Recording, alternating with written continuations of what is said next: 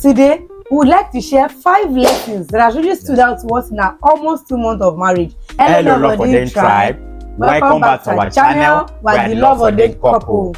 If this is your first time coming across our channel, kindly subscribe, like, and share, and we're glad you did. And if you're a returning subscriber, thank you for staying with us. So sit back, relax, as we're about to have a good time in this episode. Today, we would like to share 5 lessons that has really stood out to us in our almost 2 months of marriage. I mean, these are lessons that we've learned personally and not just stories from the book. And then we thought to share with our tribe members today.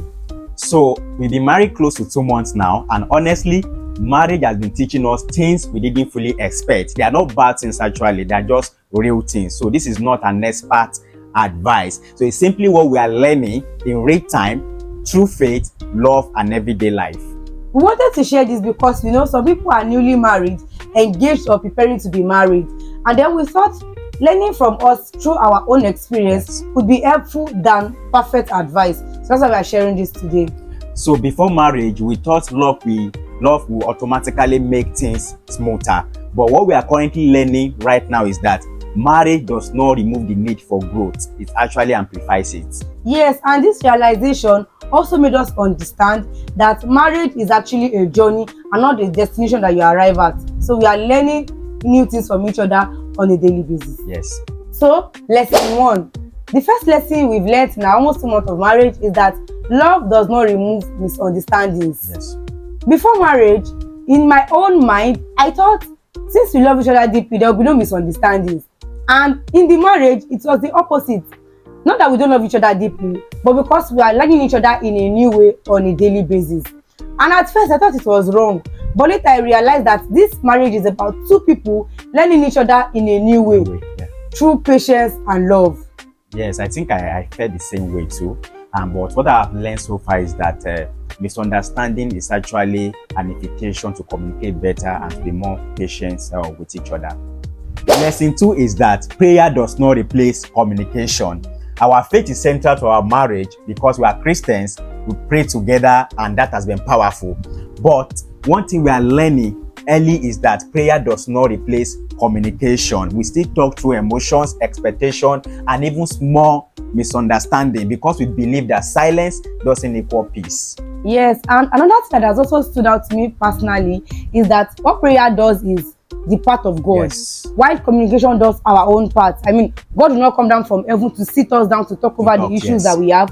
But the communication part, after we must have prayed, is to settle all of the issues that might have been pending to avoid a repeat of such issues in the marriage.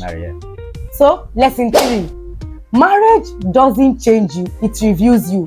Yes. One of the lessons I also learned early in our marriage is the fact that marriage doesn't change anyone. I've heard the likes of Pastor Kingsley Okonkwo mention that marriage doesn't change anybody. If you think you're marrying someone because you want to change the person, you're totally wrong. And this is us experiencing this. Yes.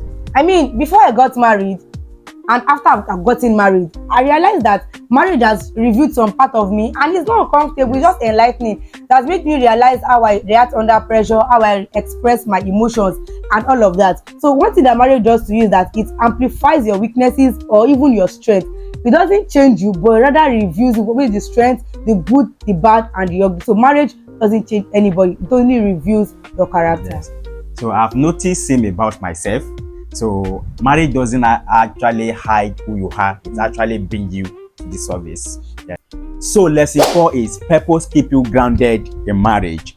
When emotion runs high, what keep us slow down is remembering our purpose, why we chose each other in the first place, and why we chose to put God at the center. And that perspective alone has been keeping us grounded even when things don't feel perfect. And another thing for me is that purpose reminds us in our marriage that marriage is not about winning arguments, it's not about keeping scores, but it's about working together with each other in love and unity and in oneness of heart.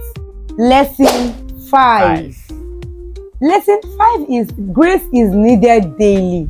I mean, for me, the biggest lesson in our marriage so far has to be the need for grace, the ability to give it quickly and to receive it humbly.